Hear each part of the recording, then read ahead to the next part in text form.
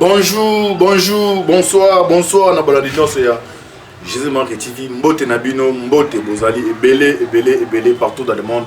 Boza ko na biso na Angela internaute. Voilà na niveau ya Suisse, na moni maman Konde Chita, la mère des opprimés, c'est que toko. Maman Kabasi Charlotte, maman Dédé Charlotte, boza na Asie, Océanie, en Afrique, sans oublier en République démocratique du Congo, Ezali Ndeko na bino. Moïse Bango Kantibal, ça décryptage, l'émission est mieux la politique. Oui, bah, situation à Minembwe, oui, bah, piège Nezaki Wana, déclaration ambassadeur des États-Unis, le chef de l'État a sa message dans tous les groupes matracés, oui, bah, à l'obéni, ça décryptage, il y a actualité politique. Il y en a toujours que non, et le Caliboso, et le Zali, la République démocratique du Congo, et le Ozo Kabolabiso, et Zali, tribalisme. Si vous comprenez que les services de l'équipe, c'est monté par obstacle aux alliés. Alors, sans plus tarder, dans un article, à travers l'article, pour comprendre piège ligne, peut-être, mon conjambo, Katila, qui bande comme un moulengue, ou peut-être, madame Soba, comprendre autant d'articles d'Engezaleli, comme ça, tu l'as habitué, tu as un audio, il y a rencontre, il y a Tshisekedi, il y a ambassade États-Unis, il y a Bimi, na message au Mukonjambo, autopé, ça c'est quoi? Na ba goma 35 de toeba situation politique il y a est problème d'abord tout un article au Bissel Bola d'abord très attentif to limbo na lingala ba ndeko ba par exemple émission lingala to limbo mais tout un article ndenge vous allez comprendre ne ça va se passer la vérité sur les réactions du bourgmestre de Minembwe. Si certains Congolais voient mal l'érection d'un moulin comme bourgmestre de Minembwe, une menace pour la balkanisation du pays. Mais la vérité est autre. À Tolanda, tu as publié tout le temps un article comme ça,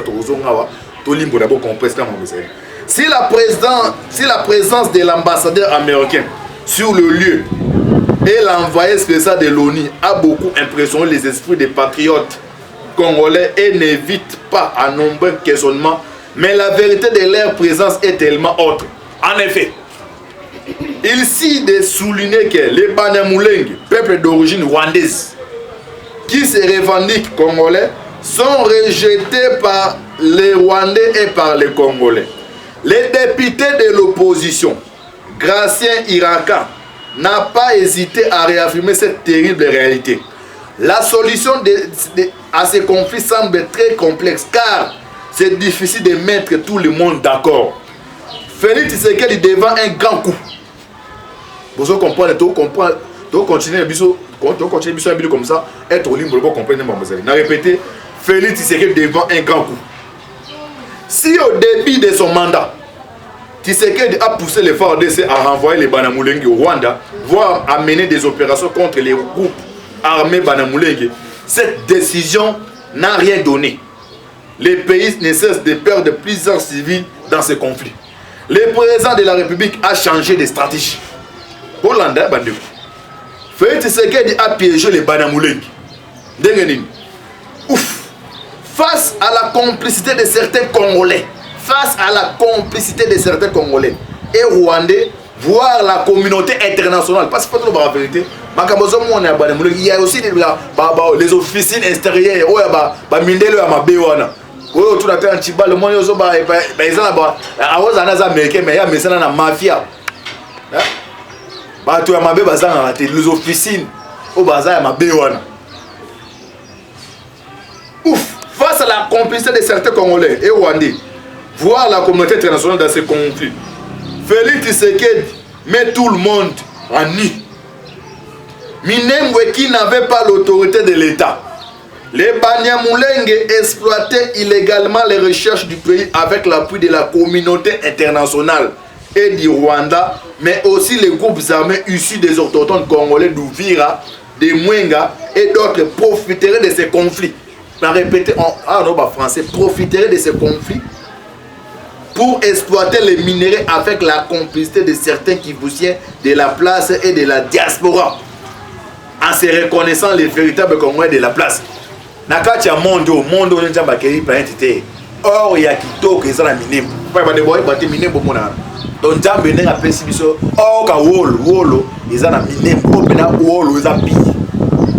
Parce que il y a des officines ozo mona autre la communauté internationale bazan ba branche ba filer ça ba pombo za biloko.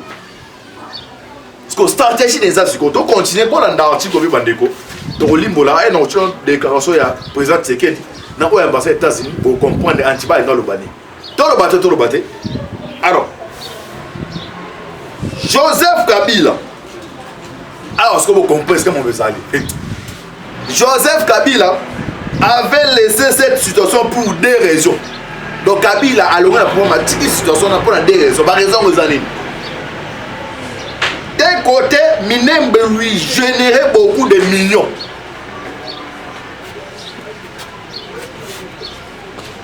Donc, papa, Nakajandako, il y a un négocié, il a volé, il a télévision, il a Kajandako. Vous demandez comment ça va. Vous comprenez ce que je papa Nandako. Il y a un soi-disant, il a une TV, mais à négocier, il a volé, il a bloqué Kajandako. C'est ça, c'est qui Kablemando ça. Un chef d'État au sommet de l'État, mais il y a un groupe armé pour financer pour ne pas faire la richesse souvent, la richesse souvent, la réseau n'a pas de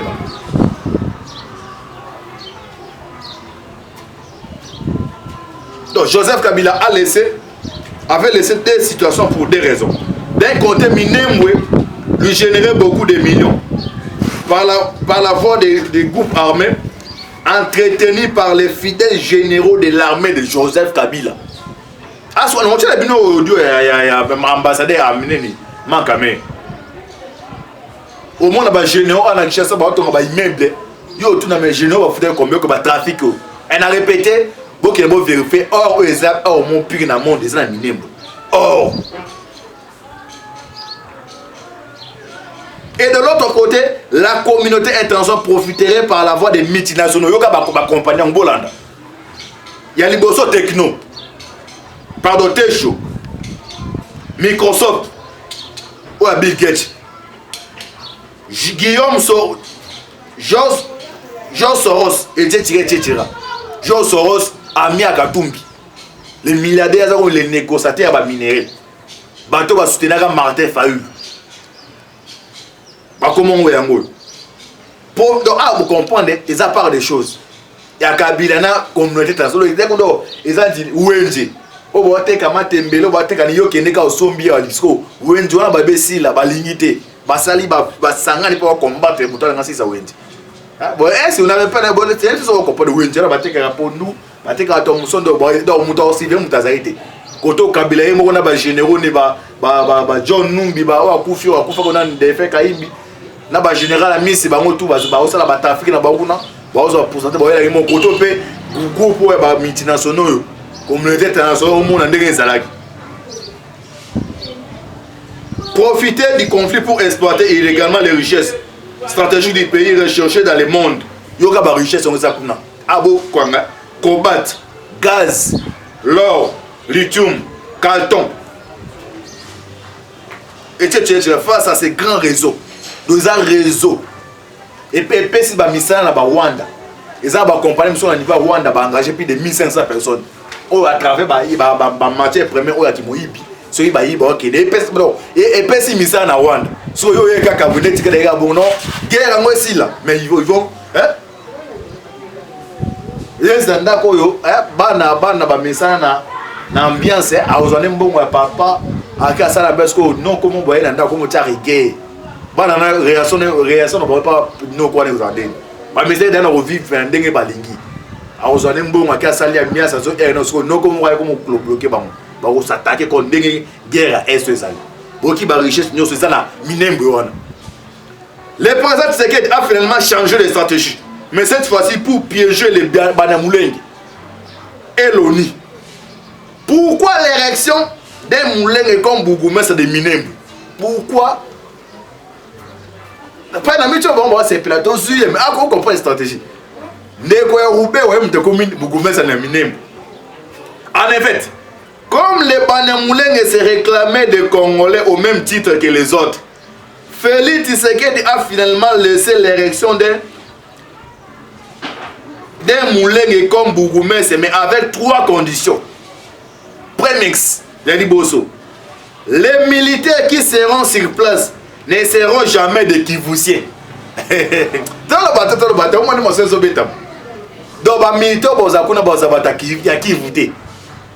bon ça unité outil par exemple na Kasai ba bâtir ba okuna et puis la unité outil na Kasai bâtir ba ngwana ba koza en collaboration avec les forces armées on a ibisa ki bino wana Dédé l'agence de renseignement le plus organisé sera sur le lit et ça aner to bazé ko na Kivu non aner unité mo wasikaba ba fandi wana D3 l'autorité de l'État sera totalement rétablie et les principes les sols et le sous-sol appartiennent à l'État sera strictement d'application. Cette décision suscite des voix dans les chefs des Kivusiens, des multinationaux qui de loin ou de près ce conflit profiteraient pour eux. Pour éviter toutes sortes d'incursions rwandaises dans la situation, le président Félix Tshisekedi va animer une vidéo de conférence à ce qu'il va contenir vidéo conférence sur les massicos. Tout le bateau là, ah, comprend pas l'anda bandiko. Oh, émission à Hollande on peut comprendre agitation comprendre. Déjà on peut se sur don, il y a que décortiquer ma camp. Il y a des gens qui sont bien avec ils ont politologue donc. Ils ont la capacité au talabio, ils ont limbo là, hein? Ah landa bandiko bolanda. Si c'est que va animer une vidéo conférence pour mettre Paul Kagame devant les preuves, devant les pays voisins, que chaque président s'occupe territorialement des affaires de son pays, au moins à quand des volontés exprimées par les États eux-mêmes. C'est ça où le quoi bisabaon. Que non, fini la récréation. Ah, ce que la présidente m'a rapport le bisco. Toi tu as besoin vos audio pardon ya. Ma caméra tozo ngaso en tant que notre détention tirer la série sur la goma. On a engagé ben against you or match vidé beaucoup parce que on besalé. Tout le bateau. Toi tu as audio ya Marc Amer. On s'est monté en match à volley.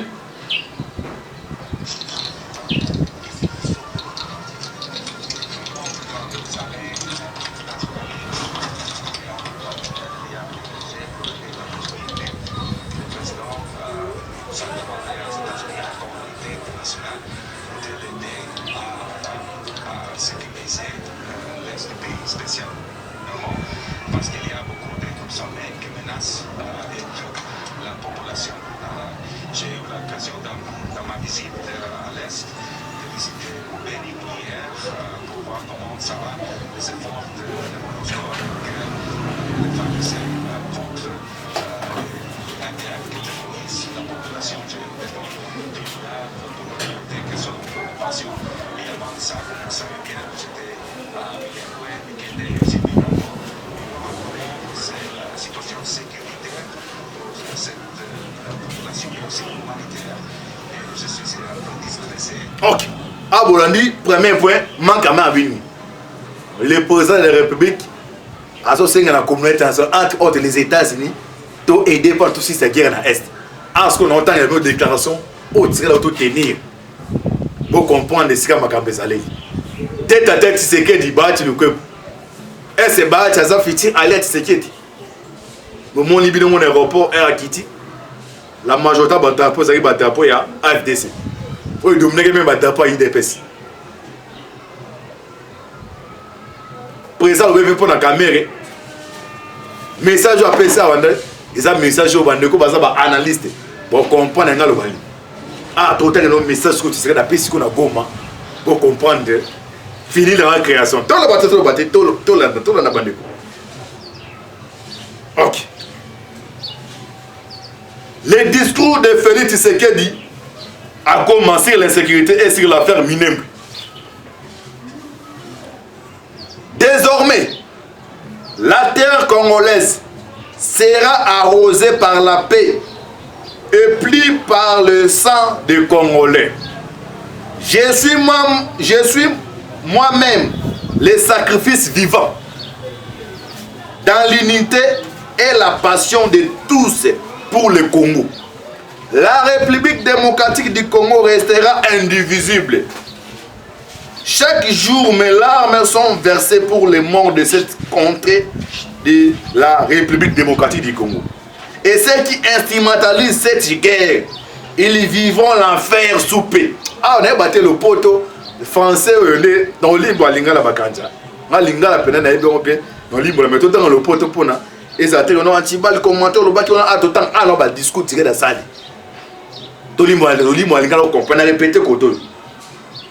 Ceux qui instrumentalisent Zolo Babylon autour de bandits donc bloc ya Kabila bloc ya multinational en Tangiwana lobina bango. Ceux qui instrumentalisent cette guerre, ils vivront la faire sous paix. Donc à la minute va vivre l'ifelo.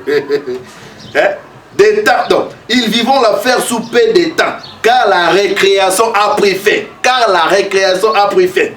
Minembwe restera dans la République démocratique du Congo et sera aux Congolais.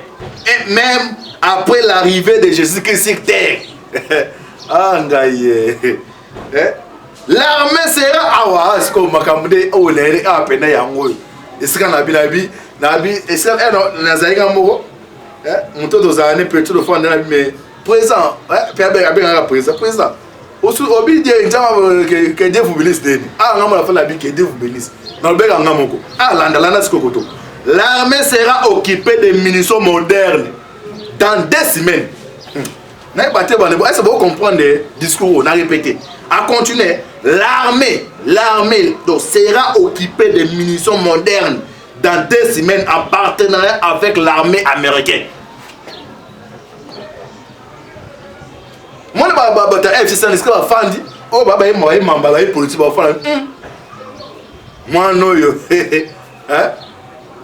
moi déjà, Lyon Botarambois, non, Lyon Botarambois. Alors, non, l'armée sera occupée de munitions dans 2 semaines. Alors, quand tu prends la caméra, on comprend pour dire la ticket. Vital Kamerhe a toujours été pacificateur. Et on a caressé. On a bêté avec festival à politicien. Donc, c'est que la police qui m'a amené dans la politique avant d'aller. Vital Kamerhe a toujours été pacificateur. Mais quand même, comme moi, moi je suis le pacificateur. Vital Kamerhe a toujours été le pacificateur. Et la justice va nous éclairer de plus. Mais je aime son charisme. Attends, nous caresser Kamerhe. Car l'état des droits, c'est aussi innocenté et crédible. Fini la récréation. Fin de citation. Nzambe Azanabido. Vous comprenez ce que je veux dire? N'est-ce pas que Samino les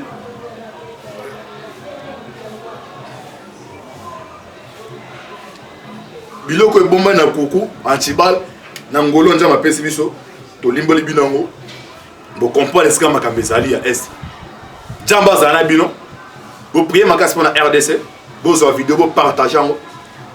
C'était votre humble serviteur Moïse Monkatiba. On a appelé les dessous des cartes.